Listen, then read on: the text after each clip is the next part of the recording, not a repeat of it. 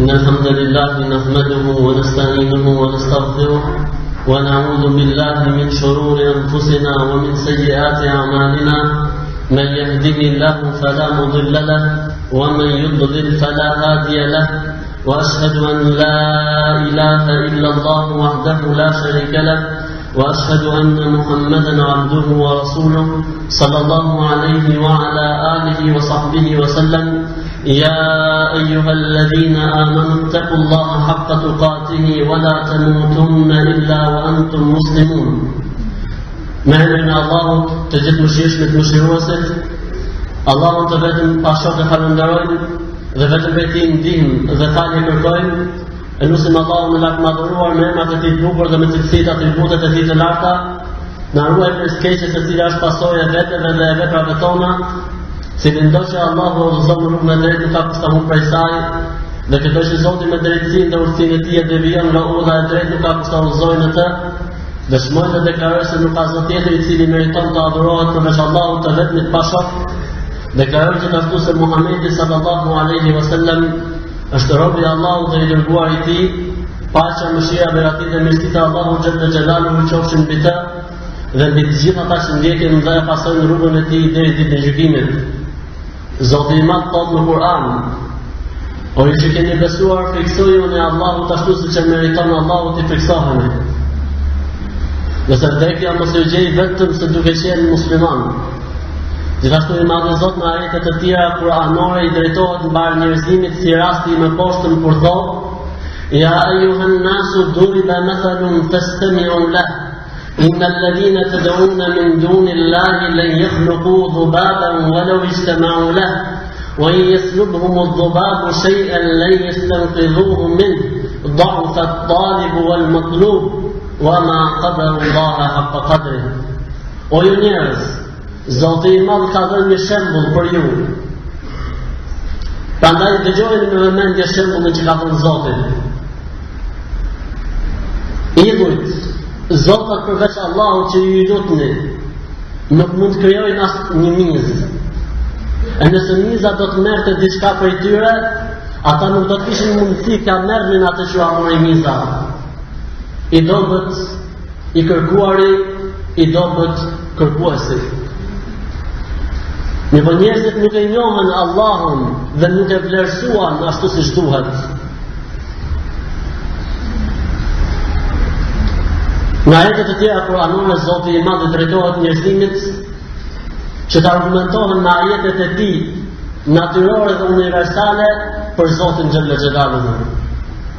Thot Zoti i Madh: "Afala yanzuruna ila al-ibli kayfa khuliqat wa ila as-sama'i kayfa rufi'at wa ila al-jibali kayfa nusibat wa ila al-ardi kayfa sutihat."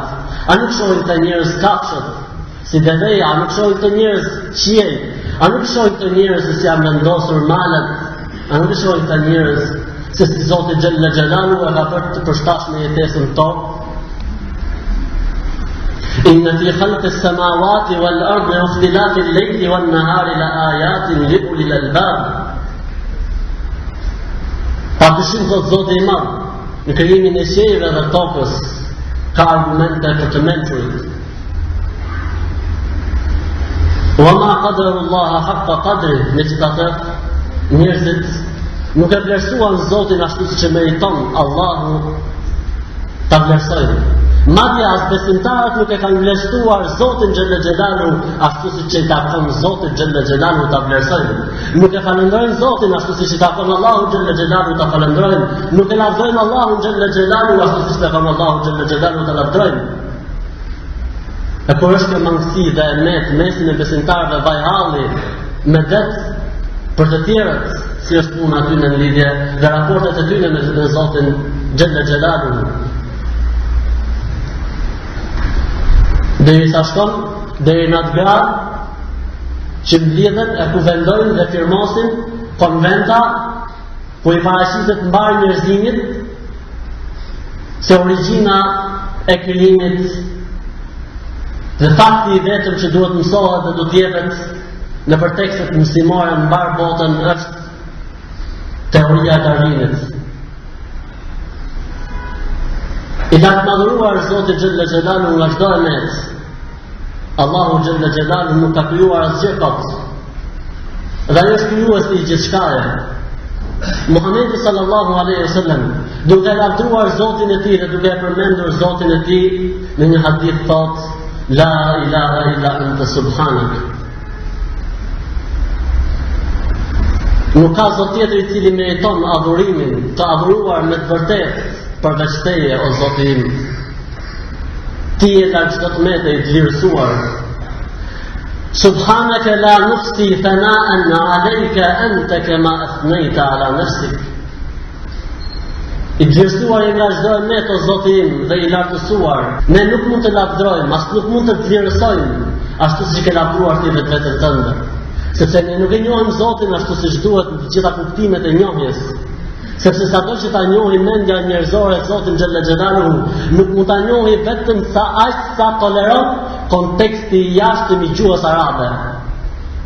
Por se mendja e njerëzve, shikimet e tyre janë tepër të mangëta, logjikat e tyre janë tepër të mangëta për të njohur realitetin dhe vërtetësinë e qenësisë së Zotit Gjelle Gjelaluhu.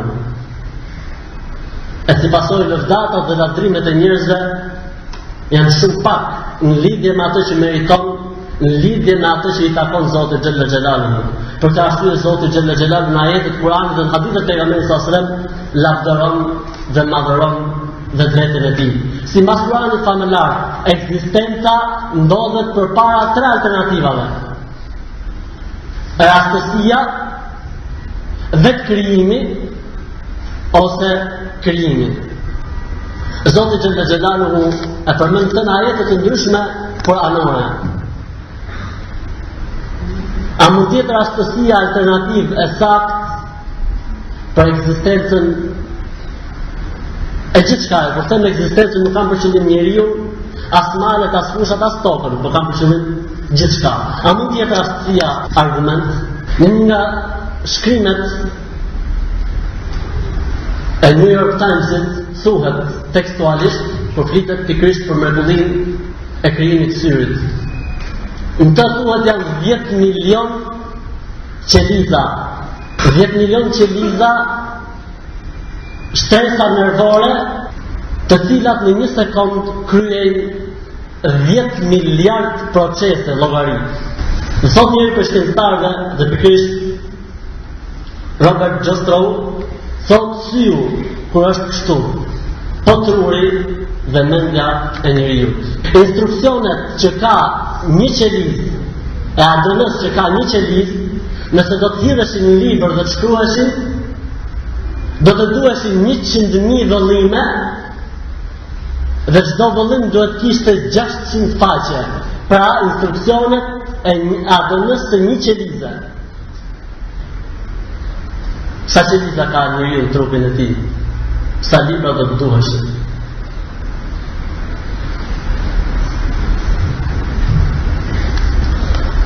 Në një qeliz ndodhen 46 kromozome që po të bashkohen me njëra tjetrën japin një gjatësi 18 cm dhe diametri i një qelize është 0.01 mm.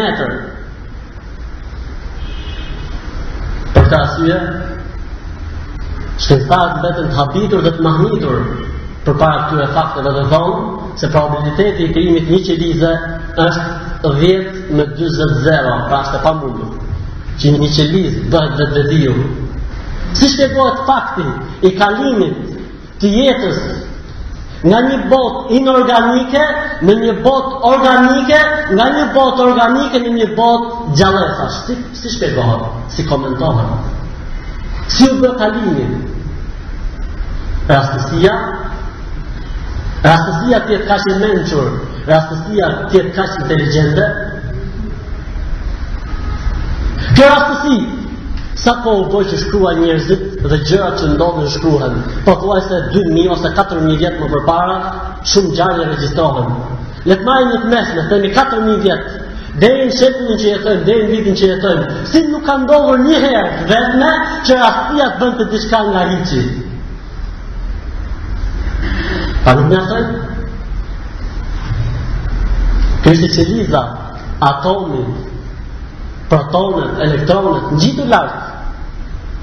Në gjithën sistemin tonë diellor dhe pozicionin që ka dielli dhe toka, si shtresat e atmosferës dhe përqindjen e gjithë secilit prej azotit, hidrogenit dhe oksigjenit në të.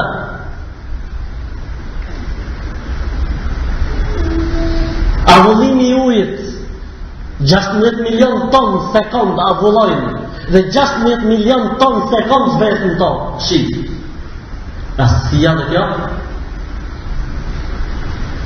Sa është të caktuar numri i galaktikave në univers? Kanë dhënë një minimum dhe një maksimum, por sa e vërteta kanë thënë nuk dihet. Nga 10 milion në 100 milion. Sa është numri i yjeve në një galaktik?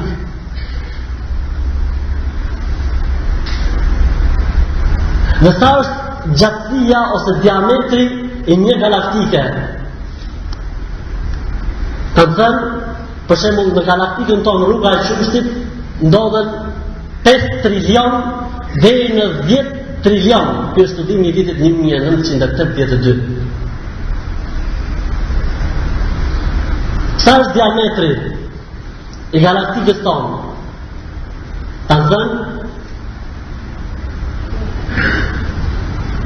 me miliona milje ose vite dritë pa llogaritshme. Sa galaktika ekzistojnë? Sa janë nga 10 milion deri në 100 milion. Sa është largësia nga një galaktik në një galaktik? Kanë thënë 100 milion vjet. Pse pikërisht dhe si? Kanë thënë kanë dhënë një shpërthim i madh. Atë që Zoti Xhella Xhelalu e ka përmendur në Kur'an.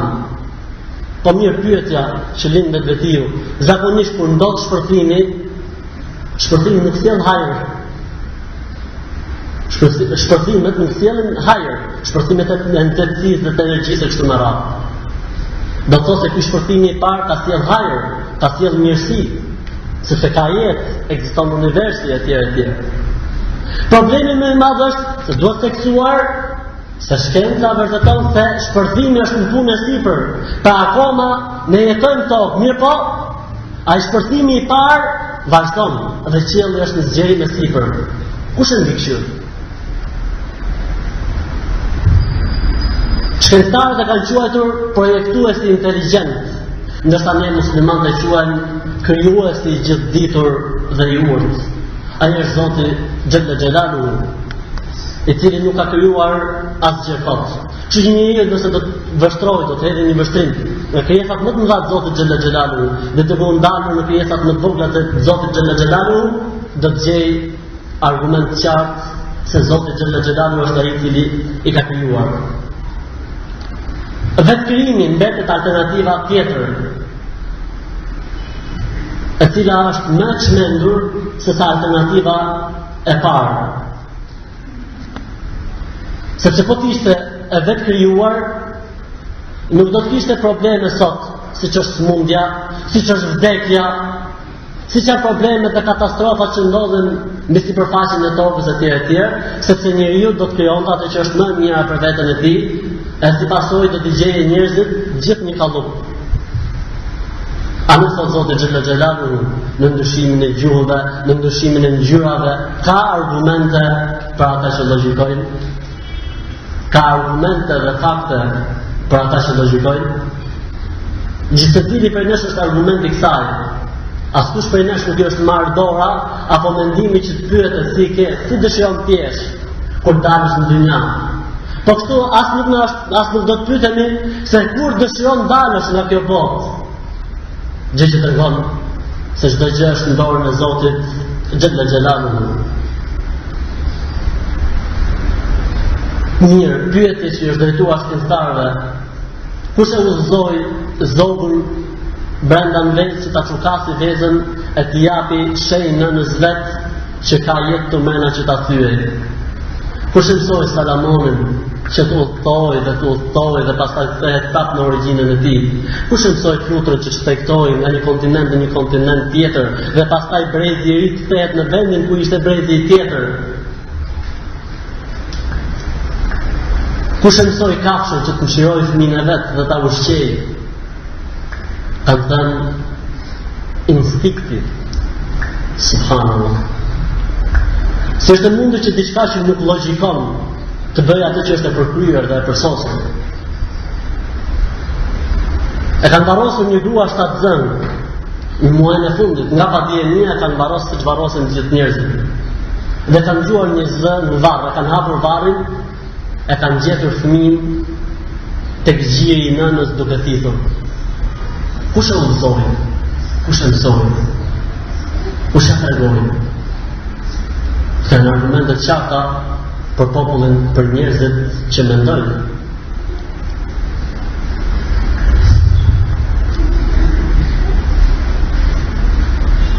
Sigurisht alternativa e vërtet është alternativa e pamohueshme, se është Zoti Xhellal Xhelalu ai i cili ka krijuar gjithçka, nga më e madhe deri tek më e vogla. Jo vetëm kaq, po është mbikëqyrësi i saj.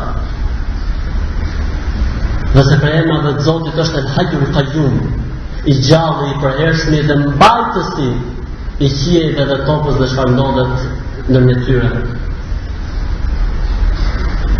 60 akademi hedhin firmën dhe thonë, deklarojnë së bashku të gjitha se e vërteta është të njerëzit dhe origjina e specieve në tokë është pikërisht teoria e Darwinit. E kush tha se këto 60 akademi nuk janë gjitha darwiniste dhe nuk tregon kjo mendim unanim të shkencës,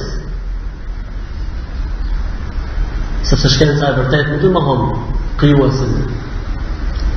As logjika, as natyra e njeriut nuk e mohon dot krijuesin.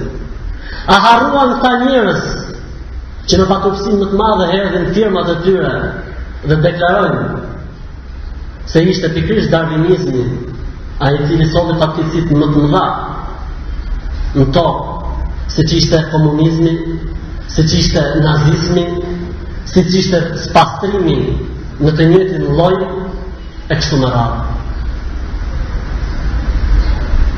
Duke i ndarë njerëzit në shtresa, njerëz dhe njerëz që akoma nuk kanë bërë njerëz, pra gjysmëkafsh. Pikërisht kjo teori e cila i ka bërë njerëzit, mos kenë mëshirë për njeriu, por se të kenë mëshirë për kafshët. Tregon dëmshur për kafshët.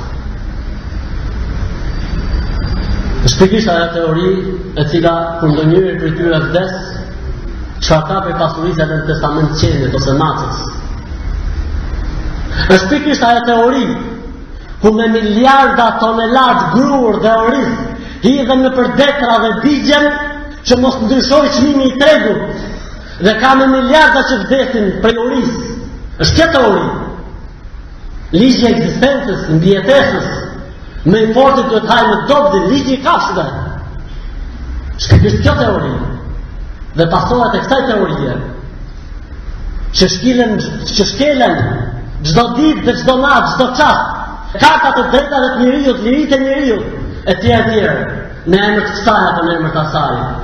Është pikërisht kjo teori. Kanë të mira që i ka sjellë kjo teori njerëzimit. E përdora dhe fola pak për këtë për dy arsye. E para, për treguar se në botë nuk ka njerëz që nuk besojnë. Nuk ka ateist në kuptimin e asaj që njohim ne me fjalën ateist. Sepse nevoja e besimit dhe të adhurimit të diçkaje është tek çdo njeri, thotë një prej dietarëve të Islamit. Prandaj kjo nevojë ose do të drejtohet atij ku duhet që është Zoti, ose do të drejtohet diku tjetër që mund të jetë diçka tjetër përveç Zotit.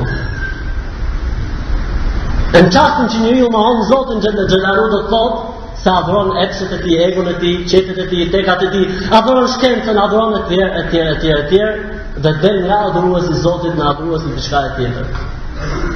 Thotë Ibn Qayyim, nuk ka njeri nga Ademi alayhis salam deri në ditën e gjykimit që mos jetë adhurues i diçkaje. Nuk është e pamundur. Sepse çdo njeri ka nevojë, është krijuar që është çdo nefs, çdo njeri është krijuar që ka nevojë për një lloj mbështetje, është krijuar që ka një lloj vakësie, një lloj varfërie etj. E patjetër do një mbështetje, kjo mbështetje duhet të jetë dikush. Nëse nuk është Zoti, është dikush tjetër.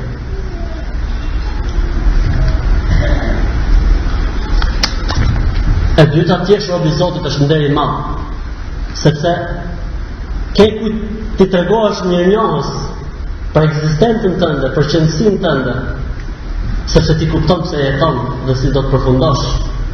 Për të arsye dikush quhet robi i Allahut është vlera më e madhe, a nuk e ke parë se si Zoti xhella xhelalu në dy rastet më të rëndësishme që ka kaluar Muhamedi sallallahu alaihi wasallam jetën e tij e ka lavdruar duke thënë robi i Allahut, Tebaraka alladhi anzala ala 'abdihi al-furqana. I lakmadëruar është Allahu dhe i begatuar, i bekuar është emri i Zotit, i cili Allahu pra i cili zbriti me Muhamedit sallallahu alaihi wasallam Furqanin, Kur'anin, atë i cili dallon drejtën nga e kota. Rasti kur i zbriti Kur'ani u quajt robi i Allahut. Dhe rasti kur u ngjit tek Zoti xhella xhelalu në mrekullinë e Isra dhe Mirajit, Zoti e quajti robin e tij Subhanalladhi asra bi 'abdihi laylan min al-masjid al-haram ila al-masjid al-aqsa alladhi barakna hawla. I lakmadëruar dhe i krijuar nga çdo emër Allahu, i cili e mori robin e tij nga xhamia e Qabes në xhamin e Jeruzalemit, xhamin e Aqsas, për të ngjitur më vonë tek Zoti xhella xhelalu në qiellin e shtatë. E nësë Allahu xhella xhelalu që të na bëjë që të jetojmë si musliman dhe të vdesim si musliman, si rob të mirë dhe të bindët në nështruar ndaj atij që meriton dhe i takon të nështrohemi dhe të bindemi ndaj Allahu xhella xhelalu. E nësë Allahu që kur dalim përpara Zotit dalim si rob të nështruar, si rob të tij, si musliman të mirë. الله يشكر لك كثير. أقول قولي هذا وأستغفر الله لي ولكم ولسائر المؤمنين من كل ذنب فاستغفروه إنه هو الغفور الرحيم.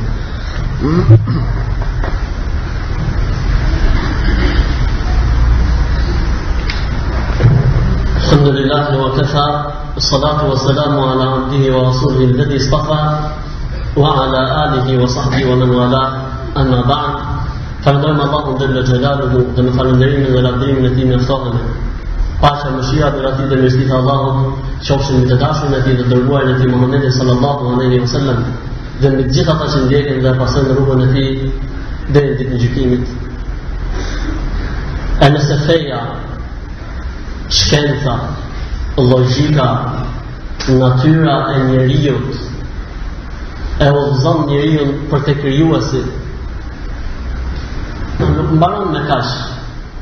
Ndaj këtij krijuesi duhet të jemi mirënjohës, duhet të jemi falëndërues, duhet të jemi adhurues. Atë duhet ta njësojmë me fjalët tona, me veprat tona, me moralin tonë, me sjelljen tonë, tregojmë ndaj tij falënderim dhe lavdrim. Zoti ju shpërblet me të mirë, e mos harroni se çdo gjë që jeni në këtë botë do ta gjeni tek Allahu ditën e gjykimit. Nus Allahu xhalla xhelaluhu نبتوع صلوات من محمد صلى الله عليه وسلم اللهم صل على محمد وعلى آل محمد كما صليت على إبراهيم وعلى آل إبراهيم إنك حميد مجيد اللهم أعز الإسلام والمسلمين واخذل اللهم الشرك والمشركين اللهم عليك بأعدائك أعداء الدين اللهم اغفر للمؤمنين والمؤمنات الأحياء منهم والأموات نسم الله جل جلاله ç'tlartësoi dhe të ngrejë Islamin dhe muslimanët. E lusim Zotin xhella xhelaluhu, o Zoti i Madh, o Allah, shkatërroj dhe poshtroj të gjithë ata që luftojnë Islamin dhe muslimanët. O Zot, o Allah, atë që ata po e bëjnë në nderet e muslimanëve, në pasuritë e muslimanëve, në tokat e muslimanëve, o Allah, mos na merr shpirtin derisa ta shohim të njëjtën gjë atje tek ata, o Zoti, ti i përfuqishëm dhe ushtrit e tuaja, o Zoti, janë të panumërta. O Allah, fali besimtarët dhe besimtarët, ata që në gjallë për atyre dhe ata që kanë vdekur. إن الحمد لله نحمده ونستعينه ونستغفره ونعوذ بالله من شرور أنفسنا ومن سيئات أعمالنا من يهده الله فلا مضل له ومن يضلل فلا هادي له وأشهد أن لا إله إلا الله وحده لا شريك له وأشهد أن محمدا عبده ورسوله صلى الله عليه وعلى آله وصحبه وسلم يا أيها الذين آمنوا اتقوا الله حق تقاته ولا تموتن إلا وأنتم مسلمون يا أيها الناس اتقوا ربكم الذي خلقكم من نفس واحدة وخلق منها زوجها وبث منهما رجالا كثيرا ونساء واتقوا الله الذي تساءلون به والأرحام إن الله كان عليكم رقيبا يا أيها الذين آمنوا اتقوا الله وقولوا قولا سديدا يصلح لكم أعمالكم ويغفر لكم ذنوبكم ومن يطع الله ورسوله فقد فاز فوزا عظيما أما بعد فإن أصدق الحديث كتاب الله عز وجل وخير الهدي هدي محمد صلى الله عليه وسلم وشر الأمور محدثاتها وكل محدثة بدعة وكل بدعة ضلالة وكل ضلالة في النار. ما من الله تجد مشيش مشروسك Allahun të vetëm pa shoqe falënderojmë dhe vetëm prej tij ndihmë dhe falje kërkojmë. E lutim Allahun xhalla xhelaluhu me emrat e tij të bukur, me atributet e tij të larta, na ruaj prej skeqjes së cila është pasojë e veteve dhe e veprave tona, cili ndonjë që Allahu e udhëzon në rrugë të drejtë nuk ka kusht të humbë prej saj, dhe këdo që Zoti me drejtësinë dhe urtësinë e tij e devijon nga udha e drejtë nuk ka kusht të udhëzojë në të. Dëshmoj dhe deklaroj se nuk ka zot tjetër i cili meriton të adhurohet përveç Allahut të vetmit pa shok. Deklaroj dhe dëshmoj gjithashtu se Muhamedi sallallahu alaihi wasallam është robi i Zotit, njeri dhe njëkohësisht i dërguar i Zotit. Allahu xhalla xhelaluhu e dërgoi mëshirë dhe paqe për të gjithë botrat. Paqja, mëshira, begatitë dhe mirësitë e Allahu xhalla xhelaluhu qofshin mbi të dhe mbi të gjithë ata që ndjekin dhe e pasojnë rrugën e tij deri në ditën e gjykimit. I lartëmadhëruari në Kur'anin famëlar na drejtohet neve muslimanëve duke thënë: o ju që keni besuar, friksojuni Allahut ashtu siç e meriton Allahu të friksoheni, dhe se vdekja mos ju gjej vetëm se duke qenë musliman. Po kështu i lartëmadhëruari i drejtohet mbar njerëzimit nëpërmjet Kur'anit famëlar duke thënë: o ju njerëz, friksojeni Zotin tuaj i cili ju krijoi juve për një vetje të vetme dhe prej tij krijoi bashkëshorten e tij dhe prej këtyre të dy bashkë krijoi shumë burra dhe gra. Friksojuni Allahut në emrin e cilit përbetoheni, ruajini lidhjet parafisnore mes jush, padyshim që Allahu është mbi ju mbikëqyrës. Gjithashtu i Madhi Zot na drejtohet në Kur'an duke thënë: o ju që keni besuar, friksojuni Allahut dhe mos thoni vetëm se thënie të mira dhe të drejta, kush i bindet Allahut dhe të dërguarit e tij sallallahu alaihi wasallam, padyshim që ka fituar fitimin e madh, fitimin e vërtetë. E në vijim, fjala më e mirë dhe më e bukur është fjala Allahu xhalla xhelaluhu. Udhëzimi dhe orientimi më i mirë është udhëzimi dhe orientimi që udhëhoqi Muhamedi sallallahu alaihi wasallam. Padyshim që punët më të këqija janë shpiket në fenë e Zotit, çdo shpikje në fenë e Zotit konsiderohet risi e bidat, e çdo bidat është humbje dhe të gjitha humbjet e kanë vendin në zjarrin e xhehenemit.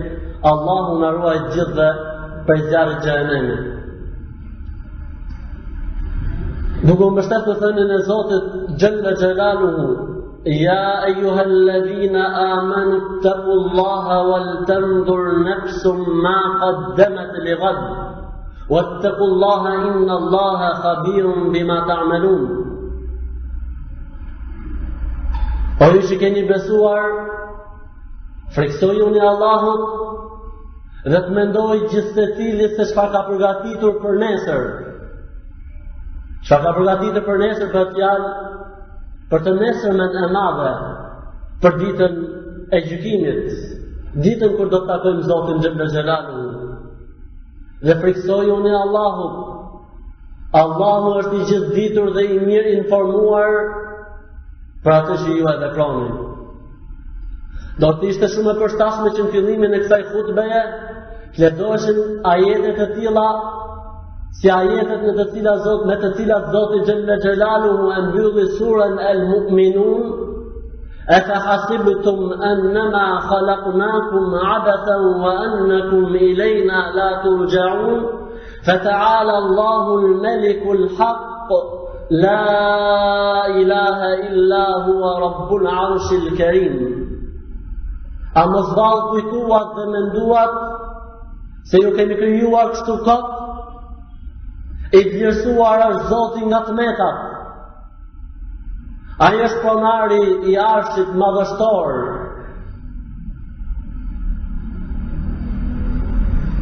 Njerëzit sprovohen kohë mbas kohe, dhe njerëzit në këtë sprova ndahen dy kategori, jo të tretë, ose falëndërues, ose durues. Ose falëndërues në të mira dhe durues ndaj të këqijave, ose jo falëndërues ndaj të mirave dhe jo durues ndaj të këqijave. Dhe një prej sprovave më të mëdha që janë sprovuar njerëzit është sprova të cilën Zoti Xhella Xhelaluhu e ka quajtur në Kur'an kufër dhe mohim. Është një sprovë shumë e rëndë që sprovohen me të njerëzit brez mas brezi. E ashtë pasohet të rënda në kjo sprovë tek njerëzit, tek individi, tek familja e tij, ndoshta edhe tek parapisi i tij, madje mund të shkojë gjëma e kësaj sprove, që sprovohet ndoshta edhe lagja e tij, krahina e tij dhe qyteti i tij ndoshta, apo ndodh raste të tilla që sprovohet mbar vendi i tij, apo sprovohet mbar bota me njerëz të tillë. Ashtë të keqe janë ashtë të këqija janë, dhe të dëmshme, janë pasojët e kësaj sprove, sa që me këtë sprovë, disa prej popujve kanë akuzuar profetët dhe të dërguarit e tyre. Kjo sprovë është edhe për cilën Zoti Xhella Xhelaluhu thotë: kullama ja'ahum rasulun qalu in hadha illa sahirun mubin.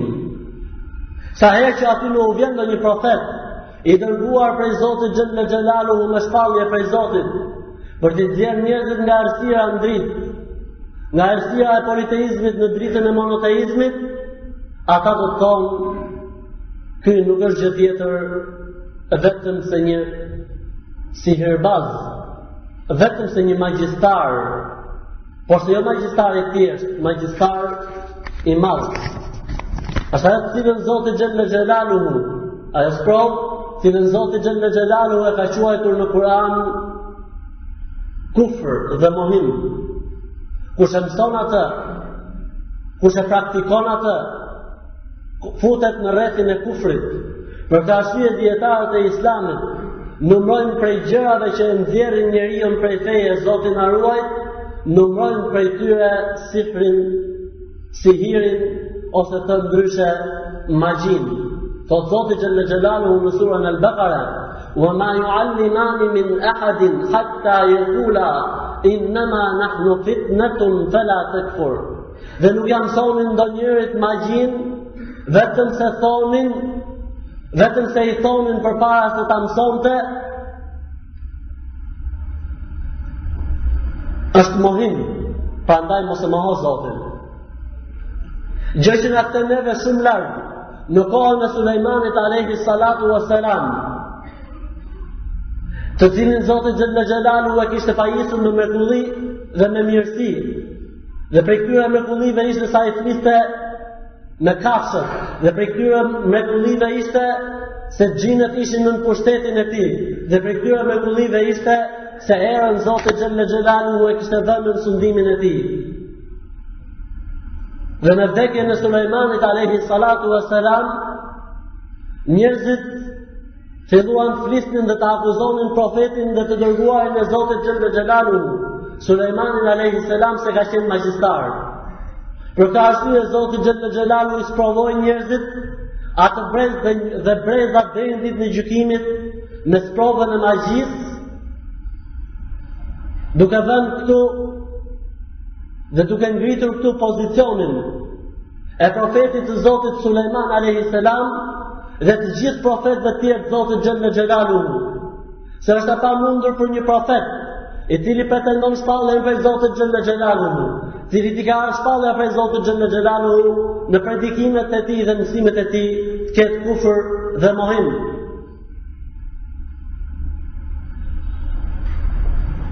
Dhe është detyra e muslimanëve në çdo kohë nëse dëgjojmë që ndonjë prej profetëve të Zotit xhalla xhelaluhu akuzohet, duhet që të besojmë së pari sa ai profeti i Zotit është i vlerësuar nga Rahmet. Dhe e dyta, duhet ta kundërshtojmë në format dhe në mënyrat e tyre. Dhe kujdes nga libra të atill ose filma të atill ku akuzohen të dërguarit e Zotit xhalla xhelaluhu.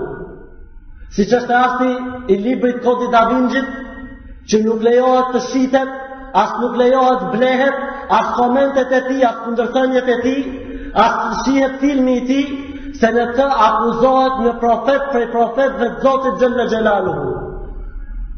Se në të akuzohet nëna e tij, edhe nëse ka në të diçka të vërtet, por se e keqja dhe helmi që është në të, është më i madh se sa dobia dhe mjeshtia, sepse libra të tillë nuk dalin dhe nuk burojnë vetëm se nga sekularistët dhe ateistët, ata cilët i kanë shpall luftën çdo lloj feje të Zotit xhalla xhelaluhu. Çfarë do jemi pas ajo?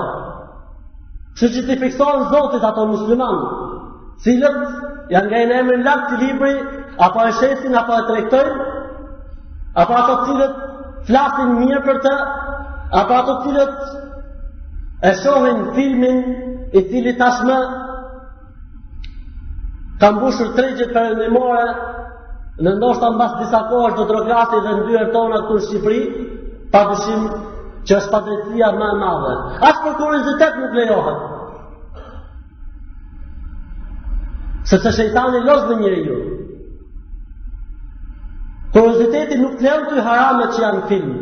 Çfarë do të filmi qoftë ai, e sidomos për rastin fjalë ku preket një profet prej profetëve të Zotit xhalla xhelaluhu. Sepse ne musliman nuk bëjmë dallim ndërmjet profetëve të Zotit. Qoftë ai Muhamedi sallallahu alaihi wasallam, apo Isa sallallahu alaihi wasallam, apo Musa sallallahu alaihi wasallam, apo Ibrahim sallallahu alaihi wasallam. Dhe ne e dim se gjëra të tilla fatkeqësisht burojnë nga librat e tyre Zotin Arut.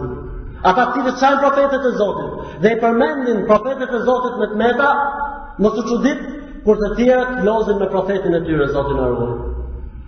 Megjithatë, ne jemi musliman, ne kemi qëndrimin tonë dhe ne duhet të jemi shumë kujdesshëm, sepse kjo është çështje besimi dhe kjo është çështje që e nxjerrë njeriu prej feje Zotin Arut.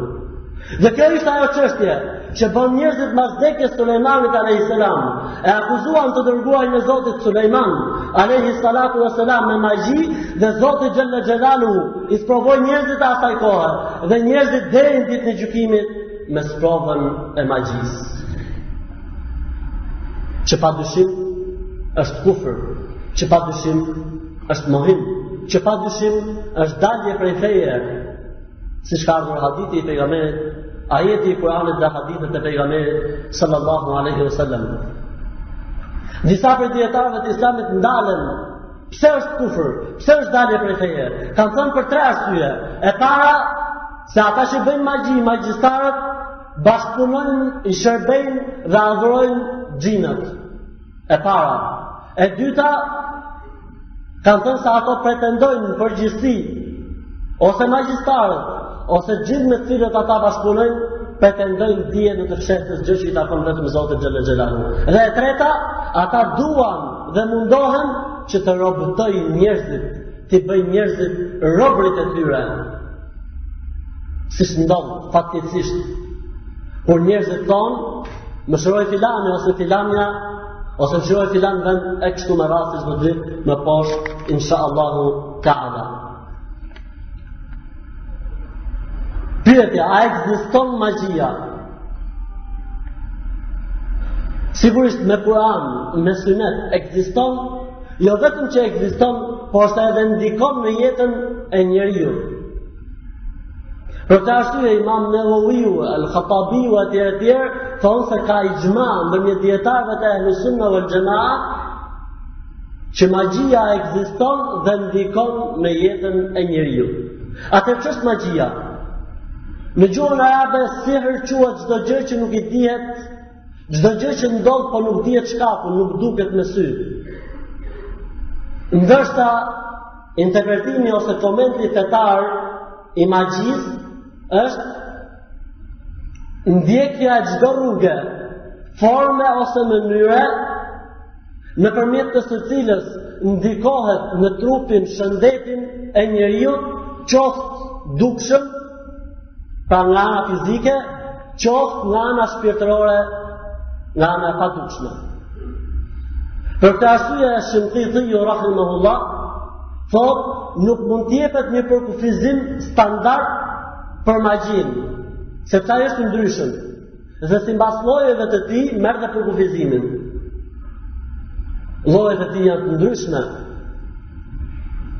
Si ai i largimit, i bashkimit, i paralizimit, i çmendurisë, i fiksimeve, etj. Dikush prej ateistëve ka dashur që ta mohojë realitetin e magjisë. Një po kush kthehet në enciklopeditë e mëdha botërore, do të gjej se është një kapitull i veçantë i cili flet dhe trajton çështjen e magjive dhe të gjinëve.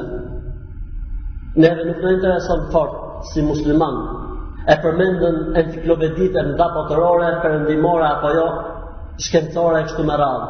Por se themi si armë për ato njerëz që pretendojnë se ndjekin vetëm shkencën. Dihet botërisht historia e magjive të firaunëve, saqë pasoret e disave prej tyre ekzistojnë deri në sot.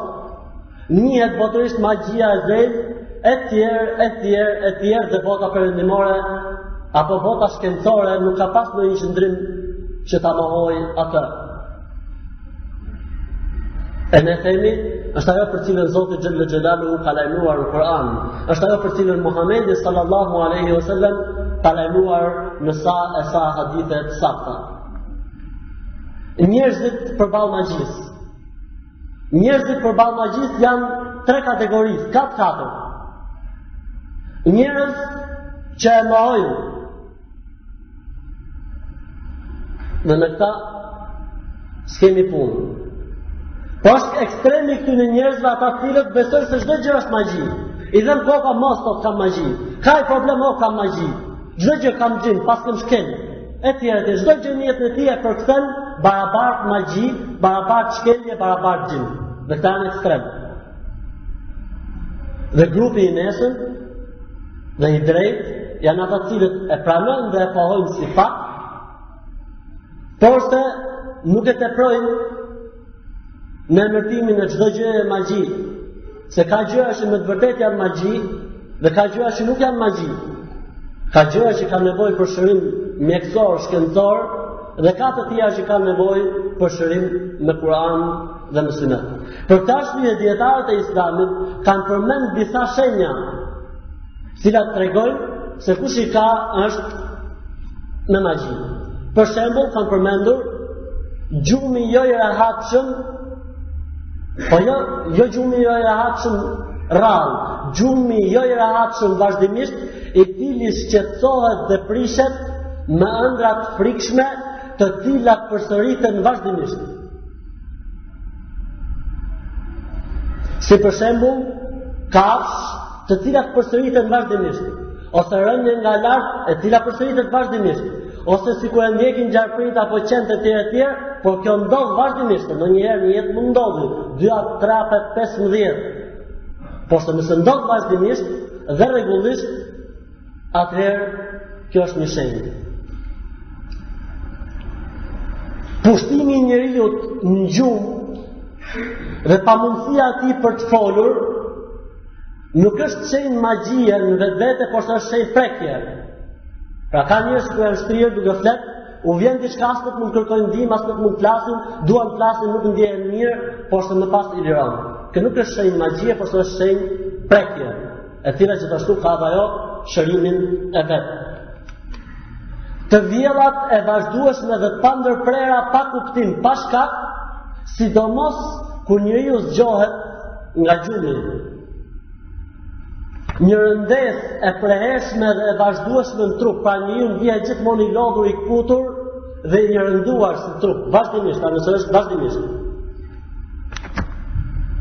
Lëvizje në stomak Në qoftë se i lexohet Kur'an, ndjet se diçka i lëviz në stomakun e tij. Dhe kjo është për shenjave se njeriu është në magji. E qeshura e pa kuptim, pa arsye, si e qeshura me veten e tjerë vazhdimisht.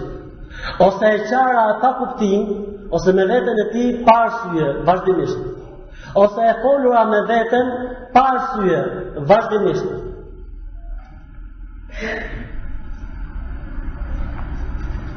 Dorëzimi i shkencës për një rast X se nuk ka zgjidhje nga ana mjekësore.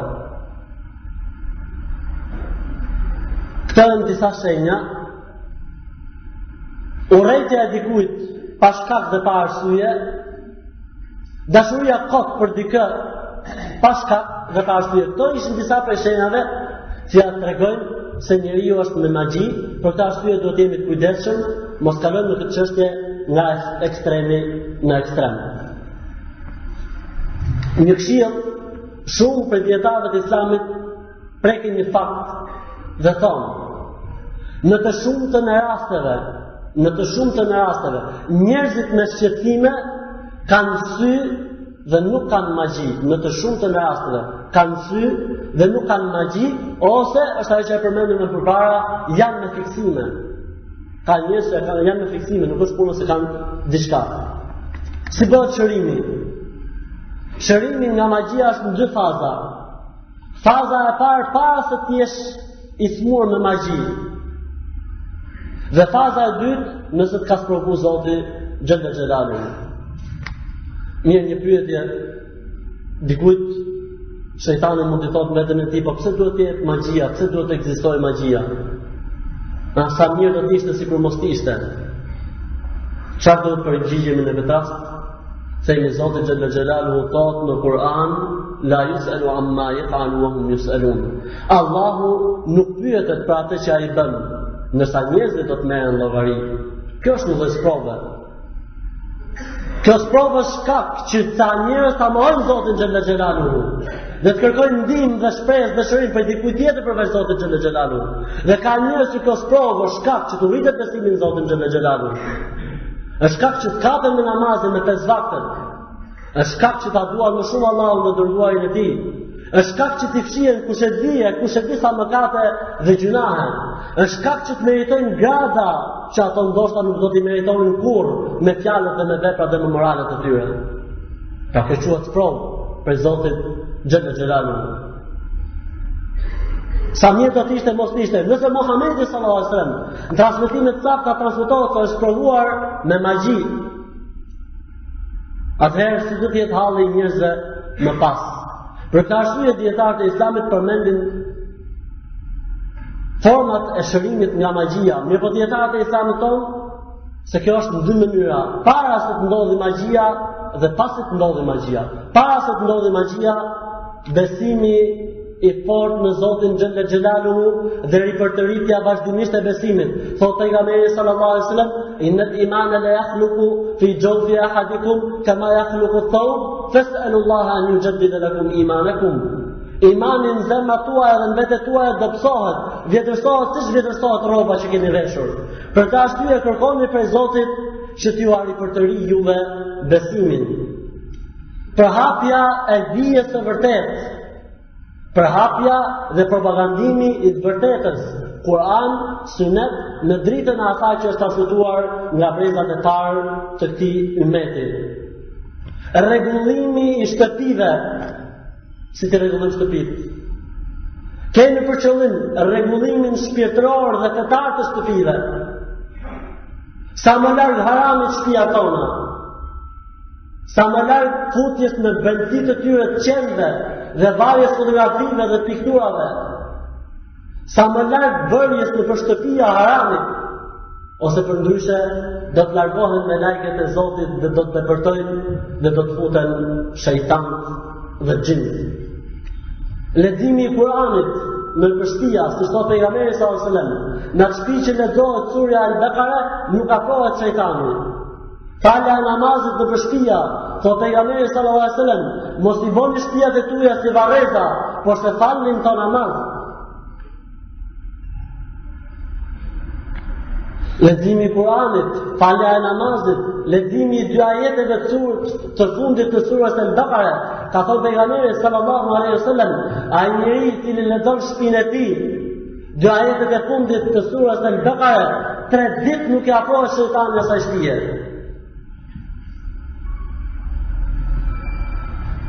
Rregullimi i shtëpive duke u futur në shtëpi, kur futesh me selam. Thotë pejgamberi sallallahu alaihi wasallam, Allahu do të garantojë atë njeri dhe familjen e tij që kur futet në shtëpi futet me selam.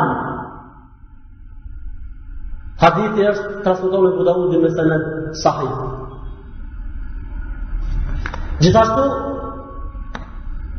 ngrënia e 7 hurmave në mëngjes eson, siç ka transmetimi i saktë nga pejgamberi sallallahu alaihi wasallam, po lloji i hurmave duhet të jetë ajwa. Disa për dietarët të Islamit lejojnë dhe çdo lloj hurmi tjetër, se thonë i përfshin dhe llojet e hurmave të tjerë. Kujdesi ndaj përmendjes vazhduesme të Zotit xhalla xhelaluhu në mëngjes, ndar, kur hyn, kur del, kur përshëndet, etj, gjitha ato llojet dhe format e përmendjes së Zotit xhalla xhelaluhu. Sa më afër Zotit duke përmend Zotin, aq më larg xhinve dhe shejtanëve.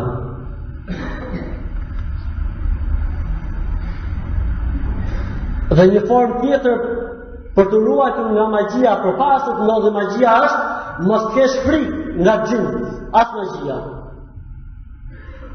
Ka njerëz që kanë frikë, kujdes mos s'do të ketë frikë muslimani. Çdo gjë bën me bismillah, për çdo gjë përmend Zotin xhalla xhelaluhu, kështu që e gjen besimtarin më të fortë dhe më të rimin. Edhe nëse është natën, edhe nëse është larg, ai njafton që thotë thënien e pejgamberit që na ka mësuar i dërguari Allahu sallallahu alaihi wasallam, kush qëndron në një vend dhe thotë a'udhu bi kalimati llahi tammati min sharri ma khalaq, kush e bën këtë dua, thotë nuk do ta dëmtoj atë asgjë derisa të çohet për atij vendi. Ka garanti që ka marrë nga Zoti xhalla xhelaluhu dhe i dërguari i tij Muhamedi sallallahu alaihi wasallam. Shkurtimisht, format dhe mënyrat e shërimit nga magjia, nëse dikush është provuar me magji, le ta lëmë inshallah taala për ta plotësuar në hutbën e dytë. أقول ما تسمعون وأستغفر الله لي ولكم ولسائر المؤمنين من كل ذنب فاستغفروه إنه هو الغفور الرحيم.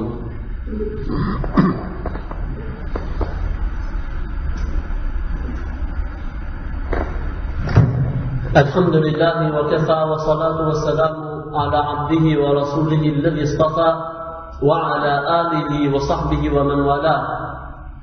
وإن يمسسك الله بضر فلا كاشف له إلا هو.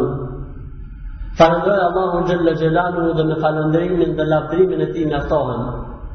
Paqja, mëshira dhe gati dhe mirësia e Allahut qofshin mbi të dashurin e tij dhe dërguarin e tij Muhamedit sallallahu alaihi wasallam dhe mbi të gjithë ata që ndjekin dhe pasojnë rrugën e tij deri ditën e gjykimit.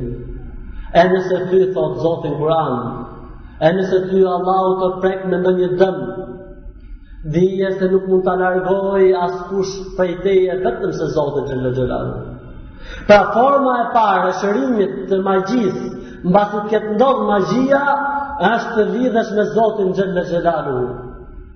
Lidhesh me Zotin xhalla xhelaluhu, kërkosh prej Zotit xhalla xhelaluhu, se nuk mund ta largoj këtë sprovë prej teje vetëm sa ai që ka caktuar për të ndodhur kjo sprovë. Nëse gjehet magjia, duhet shkatrohet me njëherë. Si shkatrohet magjia? Ka disa forma, por forma më e mirë, duke u mbështetur nga formë që ka përmend Sheikhul Islam Ibn Taymiyah, merret magjia. Dhe nëse është me nyja, çdo nyj duhet zgjidhet duke lexuar ajet kuranor. Qoftë dhe surën Kul huwallahu ahad, qoftë dhe surën Al-Fatiha, e rëndësishme ta zgjidhesh duke lexuar Kur'an. 1. E dyta, merret dhe futet në në uthull të holluar me ujë. Dhe duhet qëndrojë aty për disa ditë, paktën një javë. Dhe pastaj nxirret, derdhet uthulla dhe uji, dhe pjesa tjetër e magjisë merret dhe shkatrohet duke u djegur. Nëse ndodh kjo, i kënohet një kënim të smurit, shkatrohet dhe magjia dhe me shpresën e Zotit nuk do të ketë më shqetësime. Nëse nuk gjendet magjia, atëherë ka forma alternativa të tjera. që është kryeja e një seance leximi Kur'ani me të smurin. Fryrja gjatë leximit, po kështu fryrja e ujit, apo vajit ullirit, apo ujit zemzemit, e me qëra fjala unë përfitoj nga rasti këtu në lidhje me shitjen dhe blerjen e ujit zemzemit. Pejgamberi sallallahu alajhi wasallam patjetër sepse për herë janë pyetur, pejgamberi sallallahu alajhi wasallam ka thënë wala tabi' ma la tamlik, mos e shit atë që nuk e zotëron. Uji zemzemit nuk është pronë askujt, edhe fatmirësisht është taktimi i Zotit që kur vjen uji zemzemit në çdo vend botës ku shkon, nuk merret për të dogan. E si pasojë nuk mund thuhet që po shes e këto janë lodhjet, dogana etj. Nuk lejohet shitja as blerja.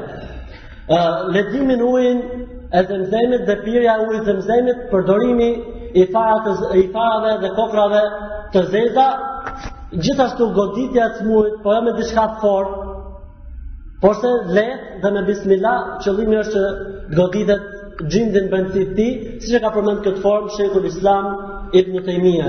Përdorimi i senas, përdorimi i ullirit, përdorimi i sidrit, rregullimi i ambientit, shumë i rëndësishëm para se me lexu, të rregullohet ambienti, është shumë i rëndësishëm që të rregullohet ana shpirtërore e personit përpara se të lexohet, ti thuhet atij se shërimi është prej Zotit, se zgjen për njeriu etj. Është shumë e rëndësishme sqarimi i njerëzve që të largohen nga format e shërimit ndaluar, duke shkuar në përvarre, duke shkuar në fallxhor, duke shkuar në përkisha, duke shkuar në përteqe ku dëgjohen etj. Gjitha këto konsiderohen ndalje prej feje. Ti bëhen disa pyetje të smurit në mënyrë që të shifet gjendja e tij, tërima abdes, e nëse është femër, duhet të jetë e shoqëruar me një mashkull dhe nuk duhet të jetë vetëm. Pra mashkull kanë për qëllim ata meshkuj të cilët e kanë të ndaluar martesën me të. Që është shumë e rëndësishme për shërimin e magjisë, dëshira e personit për të shëruar. Pra nuk mund të ketë efekt leximi ndaj personit që është i smurë në magji, nëse personi nuk e don, nëse ai nuk është koshient që ka i të keqe dhe duhet që të keqe ta largojë për vetes tij. Pra është shumë e rëndësishme që personi të jetë koshient dhe të ketë dëshirën për ta larguar të keqen. Dhe duhet largojë personi nga trupi i tij çdo lloj muske, çdo lloj vehti, çdo lloj varje, çdo lloj peri, çdo lloj gjëje, ose për ndryshe leximi dhe shërimi nuk është me efekt. Vjen një pyetje shpejt, a lejohet që të shërohet magjia me magji? Si thot populli, plumi nxirret me plum, po jo me fe jo. Sepse nuk mund bësh kufër ti dash për feje që të bësh diçka që të shërosh diçka. Nuk lejohet sipas Islamit shërimi i magjisë me magji, sepse nuk ka logjik që dalë njeriu prej feje për hir të një sprove që e ka sprovuar Zoti Xhella Xhelaluhu. Por se shërimi është me Kur'an dhe me Sunet. Dikush mund thotë ti ke marrë në arabi, e hoxha din etj, po ka tjerë që nuk din. Po ne si të bëjmë? Kjo është provë për mu, për hoxhën e për gjithë ata që kanë marrë në vendet arabe, për gjithë ata që din fen. Është provë. Ne duhet i mësojmë njerëzit. Ne duhet i marrim njerëzit. Duhet të mësojmë namazin. Duhet të mësojmë si të lexojmë Kur'anin. Duhet të mësojmë lutjet dhe duat që ka bërë pejgamberi sallallahu alajhi wasallam, dhe se shërimi i smurve me xhin nuk duhet të jetë monopoli i disa njerëzve. Por se duhet të jenë gjithë njerëzit që dinë si të shërohen nga kjo provë, nga ky problem. Dhe fundit fare inshallah taala, vetëm shkurtimisht ajetet që këshillohen të lexohen në rastin e smurve me xhin, sura Al-Fatiha, numri është lënë i lirë. Pra njeriu mund të lexojë sa të dojë ai, po sa më shumë, aq më mirë dhe numri tek. Suratu Al-Fatiha, suratu Al-Baqara 5 ajetet e para, suratu Al-Baqara ajeti 255 ose të ndryshe ajeti Kursi, suratu Al-Baqara ajeti 101, 102 واتبعوا ما تتلو الشياطين على ملك سليمان وما كفر سليمان ولكن الشياطين كفروا في آيات pra dy ajetet e fundit të surës Al-Baqara, suratu Yunus ajeti 81, 82 shumë i rëndësishëm, sepse Zoti xhalla xhelalu thotë të wa qala Musa ma ji'tum bi sihr inna Allaha sayubtilu, fa Musa ajo që ju keni bërë është magji, Allahu do ta shkatrojë sa më shumë përsëritet ky ajet me numër tek, aq më mirë është.